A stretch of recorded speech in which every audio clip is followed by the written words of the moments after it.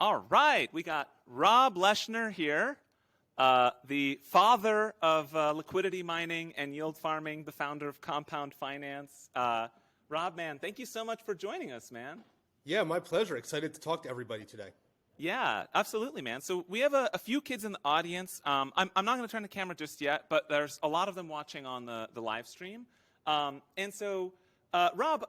what I thought would be fun is maybe, Rob, so basically the setting for this is they're all Princeton students. They're in college, and we're going to be posting these videos online too.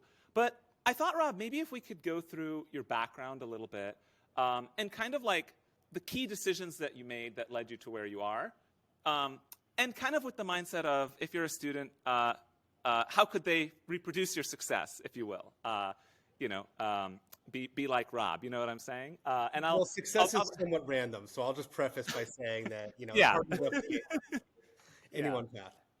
Yeah, man. But yeah, man. So I thought maybe let's go back to before Compound, and it'd be great to just start with your background, and I'm sure I'll have some fun anecdotes too with that. Sure. So I'll go through it from the student's perspective. I studied economics at UPenn, and I loved econ. I was excited about the energy sector. I was excited about macro, and I knew I wanted to do something in the realm of TradFi.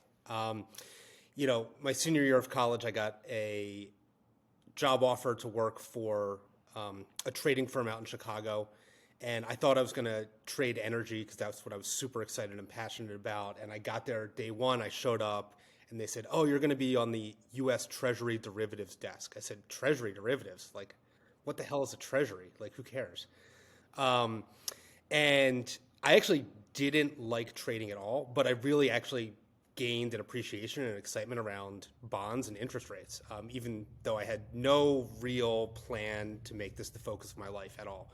And I got really excited about rates and really excited just about how they worked. And I very quickly decided that I didn't want to be a trader because, I didn't have the stomach for it. I didn't like the, tick by tick, drama associated with it. And I decided that I wanted to do something more related to being an economist. So I got a job at a bank as an interest rate analyst and economist, following on, my first career.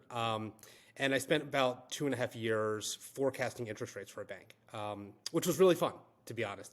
I got to read the Bloomberg terminal all day and put together really complex models and spreadsheets and really just try to figure out if rates were going to go, down faster, slower, or the same speed as the market had expected for a bank balance sheet and how they manage their assets and liabilities.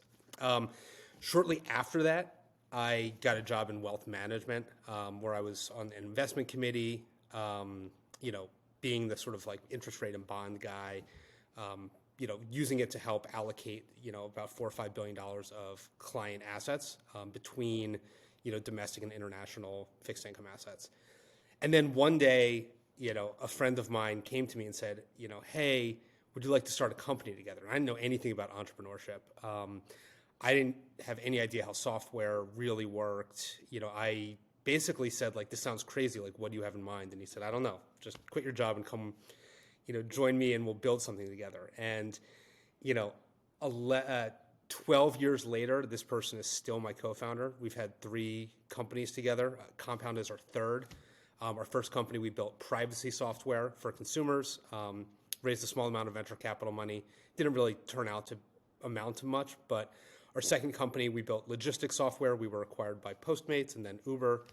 And our third company was Compound Labs, which built the Compound protocol. And, we got really excited about the opportunities that were emerging, not within crypto, but within smart contracts. So in late 2016, I started to see a bunch of, smart contracts being written on Ethereum. And I said, like, wow, this is a really cool technology that nobody's harnessing yet. At the time, what we would now call DeFi, there was really nothing. There was a couple early experiments in trading on-chain using smart contracts. There was the DAO, which had blown up previously and forked Ethereum into Ethereum and Ethereum Classic. And the DAO was honestly like an incredible early experiment in DeFi.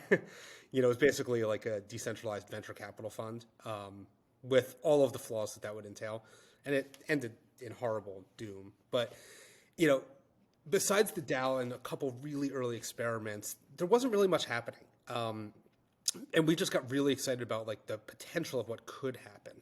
And so, in early 2017, it was just like, there was ICOs, and the only thing that people were doing with Solidity was making tokens and token sale contracts. And that was like pretty much 100% of the on-chain use case. And by the summer of 2017, it was still more of the same. Like no one was doing anything cool. And so we basically said to each other, what's the coolest thing we could build with smart contracts that demonstrates the power of this incredible new technology? And this technology is the ability to automate financial transactions, to put the logic on chain in an open source way and allow a computer program to manage the flow of funds instead of humans and spreadsheets and traditional record keeping processes. And given my background in interest rates, I said, well, the thing that's missing today is the ability to borrow and earn an interest rate on crypto assets. This is like completely missing from crypto circa 2017.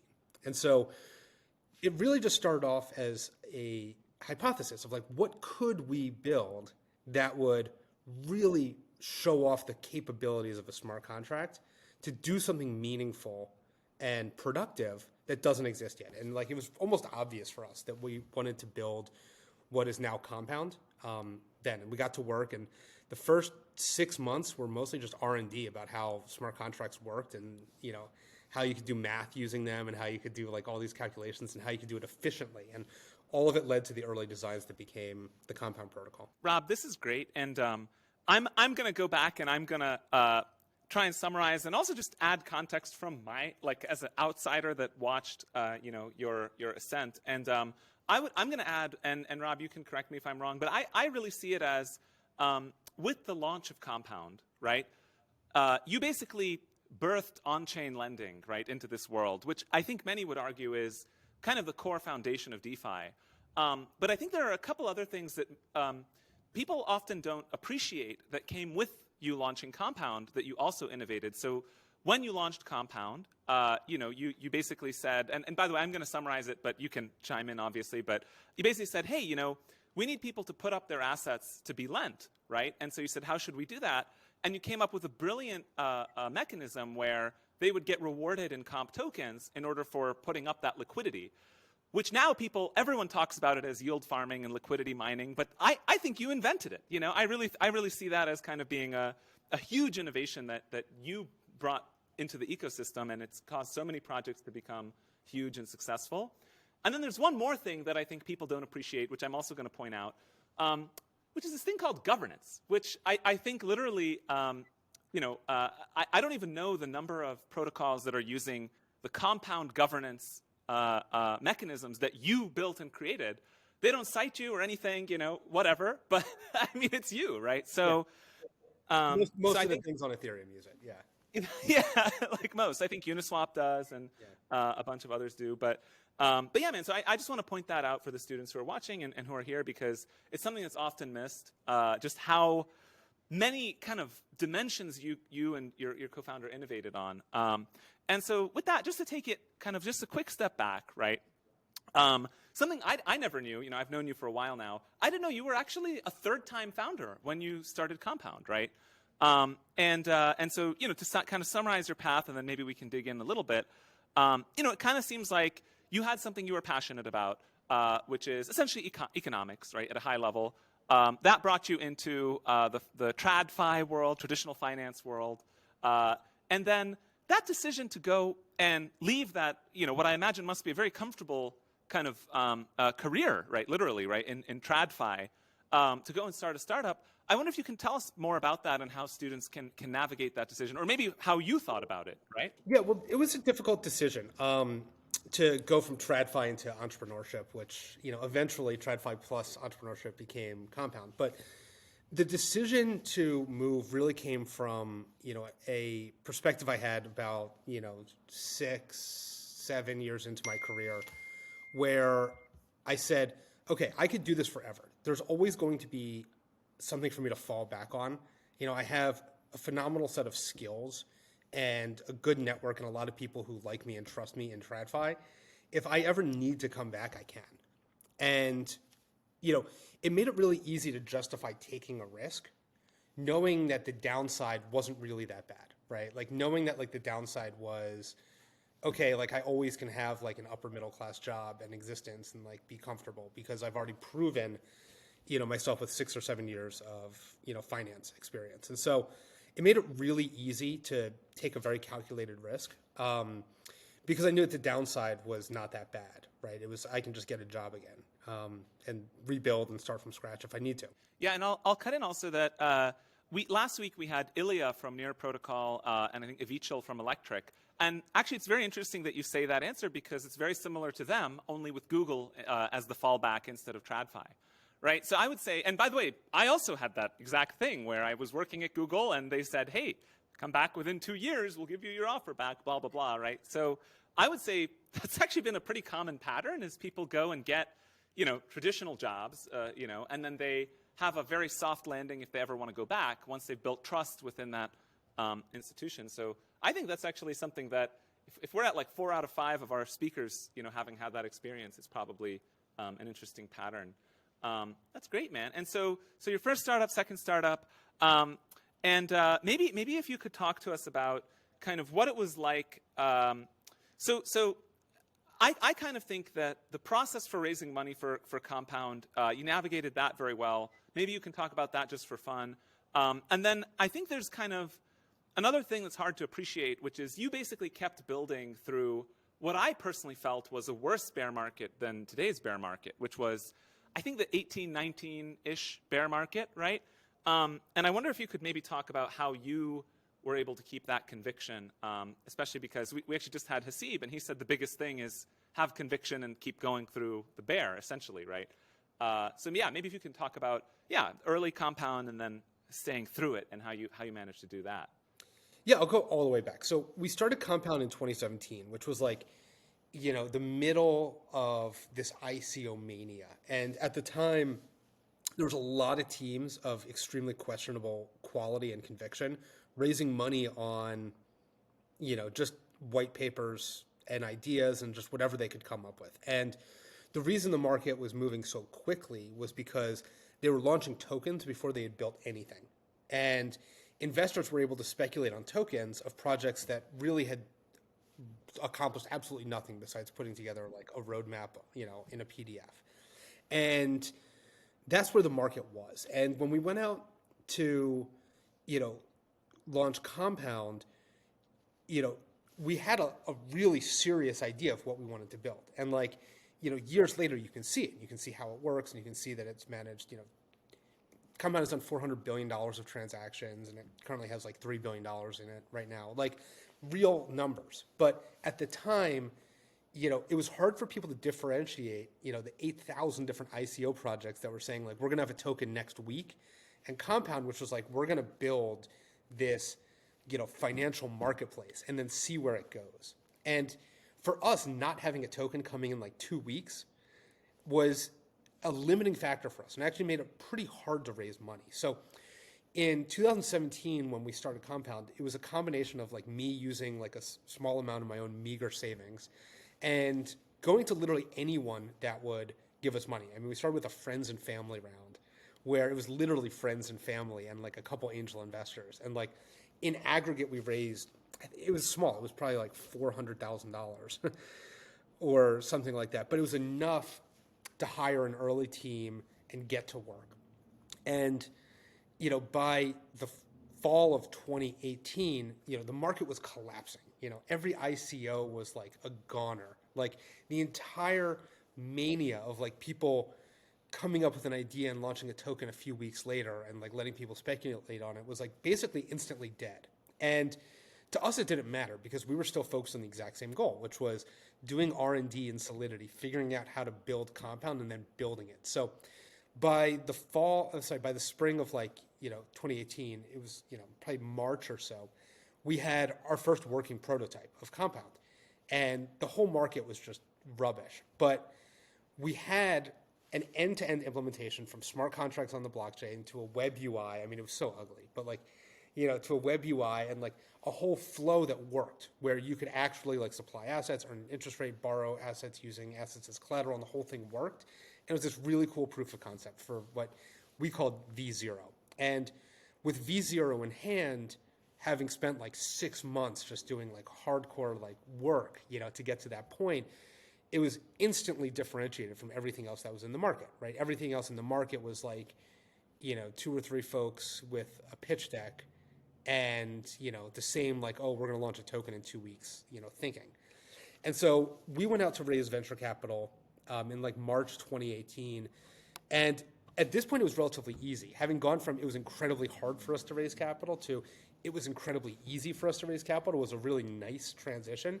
And we felt was the byproduct of, being intellectually honest and working hard. And, we went out to, pretty much all of the Silicon Valley, Sand Hill Road, San Francisco venture funds. And we said, hey, here's what we're trying to build. Here's an end-to-end prototype and demo that works. This is actually like on a test net today. Like you can like play around with this. Like here's a link to use it. And it was one of the first DeFi applications. Granted, like none of the code made it into the first version of Compound because it was kind of garbage.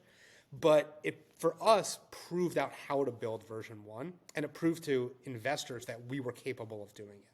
And at that point, raising money was easy. We went from like struggling to raise $400,000 to raising, I think it was like an $8.5 million seed round from pretty much most of the marquee crypto investors of that time in 2018. So at that time, we basically had our pick of every single fund on earth.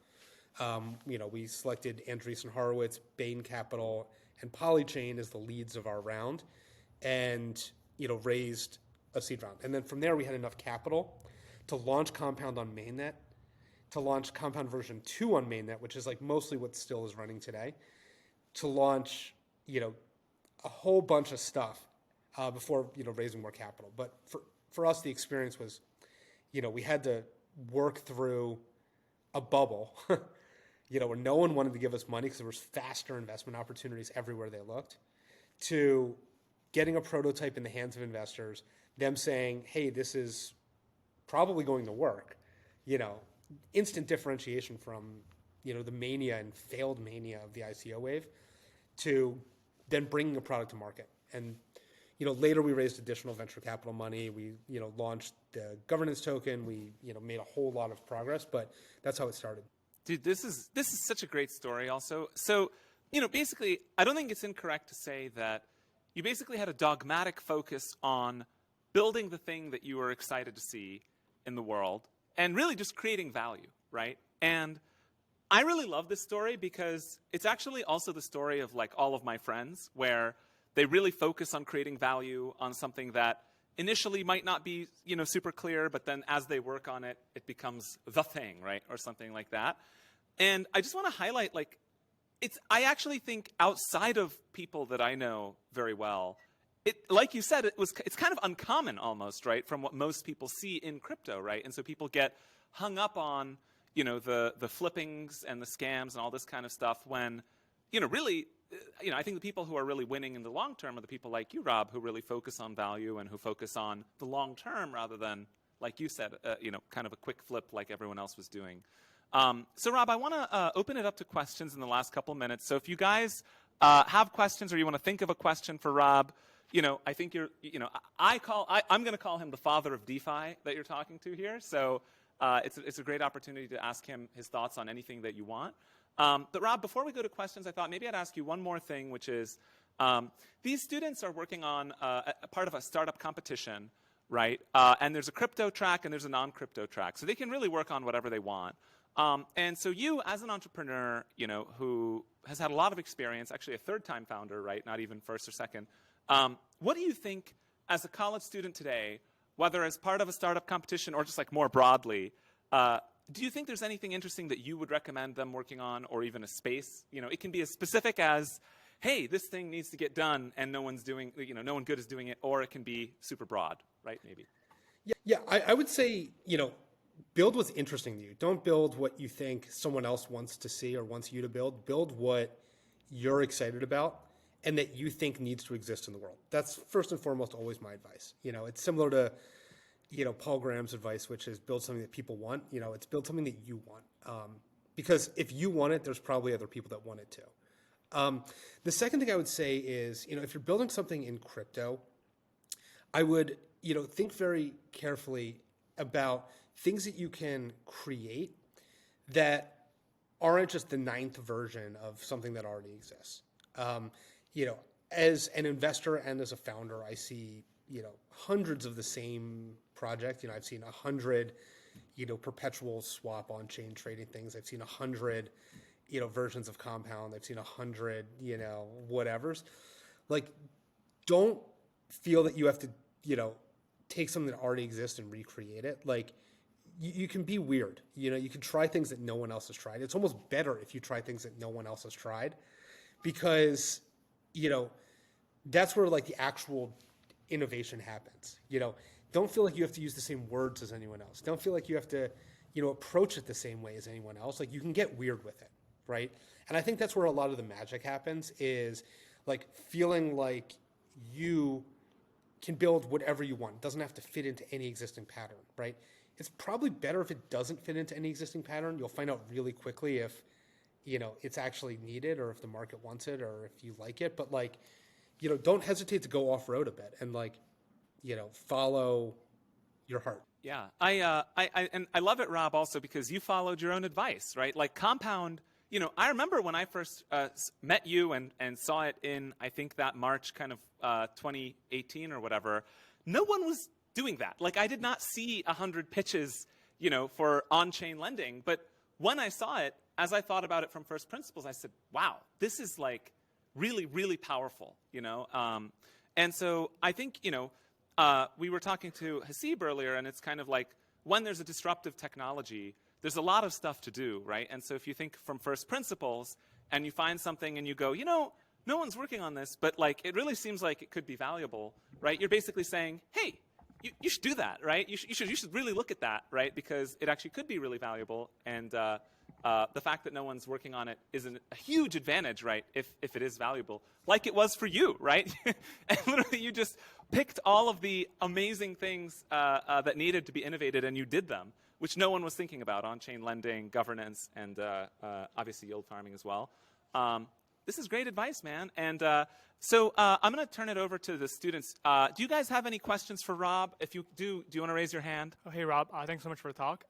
So I am currently doing my junior paper research on on-chain lending yields, and specifically trying to figure out like if the interest rates on-chain sort of is efficient, right? Because like currently, I think there are a lot of theories about like there's no really net credit on chain because everything's over collateralized, so it's more like a trading market instead of a credit market. So I'm curious to get your takes on that argument, and also and I know so like a lot of interest rates are set based on the utilization ratio of the pool instead of the market demand and supply. So I'm just curious, to what extent do you think the current on-chain lending market is efficient?